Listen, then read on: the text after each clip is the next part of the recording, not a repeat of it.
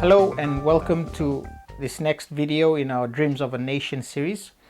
Today we're talking about the national values. Now we're taking these national values from the preamble of the Constitution. We're trying to figure out what are the core values that are supposed to drive us as a nation, drive our decision making. Now the first question to ask is, what are values? Now, values in this online dictionary I found is defined as the regard that something is held to deserve, the importance, worth, or usefulness of something. And 2, principles or standards of behavior, one's judgment of what is important in life. So, values are things that drive you, things that you hold important to yourself, either principles that you think are worthy of your following, or objects like your family or security, or those are things that drive you and drive your decision making. In every person we are driven by values, so as institutions, organizations, and as a nation that's also the case. In Papua New Guinea, what are our values? I think the preamble is riddled with values. And so I'd be picking out some of the key ones that I think are important for us to recognize and try and adopt as our own as individuals. So what are they? Well, first, the power of the people. All power belongs to the people. This is a fundamental value of our nation. So we like to protect this institution of power belonging to the people. To the extent that power is taken away, if our rights to vote are violated or removed by by government or external forces, we would protect it. We'll rise to protect it. Number 2, unity. Unity is the first thing that's mentioned after the first 3 words. We, the people of Papua New Guinea, it says united as one nation. Our unity is so important to us. We talk about it almost every day, or at least almost every Independence Day. We talk about unity in diversity. So we really value our unity, and to the extent that there's some moves to bring disunity, like some of our One Talks would like to seek citizenship in another country while living in Papua New Guinea, or we're seeking autonomy whilst being in this national boundary, and we don't understand what the nature of the autonomy is. And so those are things that kind of threaten unity, not in a real sense, but we perceive it to threaten unity, and so we get agitated about it. Number 3, I think, is our worthy customs and values. The Constitution says we have a duty to pass on to a generation after generation our worthy customs and traditions. So I think it's important for us to recognize, firstly, what are our worthy customs and traditions, and how do we protect them once we identify them? We use the word worthy customs and traditions because we know that we have some customs and traditions that are not very appropriate for the modern world and for the kind of society that we'd like to create. So some of the customs and traditions that we hold, we are letting them go. And that's number 3. Number 4, the Constitution says explicitly that we value Christian principles. Now this is a controversial topic, and it's something that I cover in the last video in this series, so I'll leave that there. But I think it is a core value of our nation, as stated in the preamble. Number 5, and this is a very important one, we value individual human dignity. Papua New Guinea has really appreciated that each individual human being is created in the image of God and has inherent worth. And so in our nation building and in our progress and in our development, we try to protect that human dignity. And we get angry when we see that human dignity and the value of the person is violated, even by people in authority. Well, especially by people in authority. Number 6, we value communities. Our preamble says that we live in communities and we are a community-oriented nation. And so it promotes community as a means by which we progress.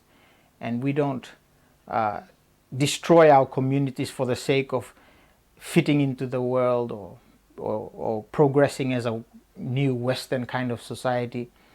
Living in communities is important to us. We live in families, we live in tribes, we live in clans, and these communal structures that we are part of, they support each of us and they support our individual lives, and we don't exist outside of them. We can never exist outside of them. Once we move outside of these communities that we are born into or we become part of, we struggle with who we are. So that's number 6. Okay, number 7, national identity, sovereignty, and respect. The preamble states that our national identity and sovereignty, it's something to be protected. And I think everyone feels this. So we strive to protect it. We strive to make sure that if there are things that happen that spoil our reputation, we try to prevent it and defend it. Like what happened recently with the incident up at Kokoda. People were frustrated that our reputation was kind of spoiled because of some individuals and their stories about us. Number 8, the preamble of the Constitution says we value peaceful resolution to disputes, or we reject violence. This, I think, is a key value, but not a value that has been promoted and really embedded into our hearts and our minds. So I think we struggle with this and we resort to violence very easily. Not every day, and maybe not by the majority. A lot of times we see around us people pursuing violent means of solving their problems and solving their disputes. And then after we become violent, then we try to solve things through peaceful means. But peaceful resolution should be the first thing on the table for us when we are faced with disputes and disagreements and contentions. Number 9, gain wealth through honest hard work. These are words from the Constitution. Everything that I've listed here from 1 to 9 so far are words from the Constitution. Gain wealth through honest hard work. And honest hard work means it's work that is not dishonest. You put in the time and you put in the effort and you take out your paycheck, and that's your wealth. You run your business, you do it honestly, you don't cheat people. Whatever you gain from your business, that's your wealth. Now, number 10 is the equitable sharing of wealth. How do we share wealth in this country? Like, by what means? I don't know. I haven't really given it much thought. If you look at number 9, where it talks about gain wealth through honest hard work, and then you look at number 10, where it talks about equitable sharing, like there's a kind of a friction there, a bit of a friction, maybe not really, but how do we share wealth to people who don't deserve it? A lot of things can come into play. Like how do you justify taxing people who work hard and earn the money that they earn? And how do you justify people who live off government money and live off handouts from the government even though they don't work, and so on? So it's a bit of a tricky situation to work out, but it's not impossible. I'm sure if we put our minds to it and think about how we can spread wealth that equitably, meaning in a way that is fair, that the people who gain wealth through honest hard work are happy to share that wealth, and so on. I think for one way that you can share wealth equitably is if you're a business person, you employ people fairly and you pay them fairly. That's just one way that you can think about. Anyway, since I haven't given much thought to it, I won't dive into it too much, but note that it is a strong value for our nation. And number 11, and the 11 is like a bonus to the 10 that I've mentioned actually, but like I said, there's more values that can be covered, but this is just like a teaser for you all, so I don't go into a lot of details in the preamble. But number 11, I think, is an important one, and that is the family unit as the basic unit of our society. This value has to be reflected in our everyday lives.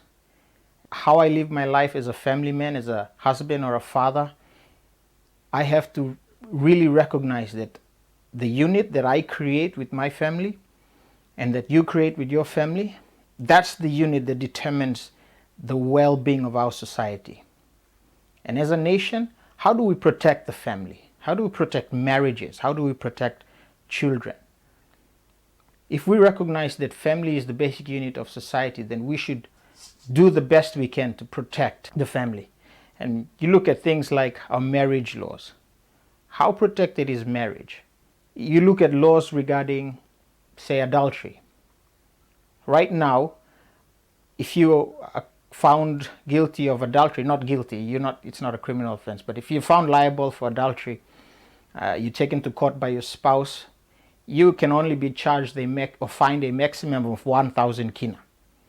Now, the question to ask is this a good reflection of the value that we place on family? Is this a good reflection of the value we place on protecting marriages if it is very easy for someone to get away with adultery? And then for children, how are we protecting children? To what extent? We have laws that deal with abuse of children and so on. What about adoption laws? How effective are adoption laws? How easy is it for people to adopt children in this society? We consider children who are neglected and left on the wayside or abused by their parents or guardians. How do we protect families and children and marriages? Fathers, now how are we helping fathers to be good fathers, men to be good fathers? Are we allowing men to just make babies and run away from their responsibilities? How can we get fathers in line? So these are things that we have to think about when we recognize that a family is the basic unit of society and we recognize it in our constitution. We should pursue practical means to protect the family, because as the family is, so is the nation. Right, so these are the 10 plus 1 values that I've picked out in the preamble to cover with you today. Maybe in the future I plan to look at some of this in detail, but otherwise just as a way of getting this out now and starting the conversation, these are your 11 fundamental national values. So thank you for listening. I hope you learned something from this video, and I look forward to sharing with you more thoughts on in the next video when we cover our national goals. Thank you.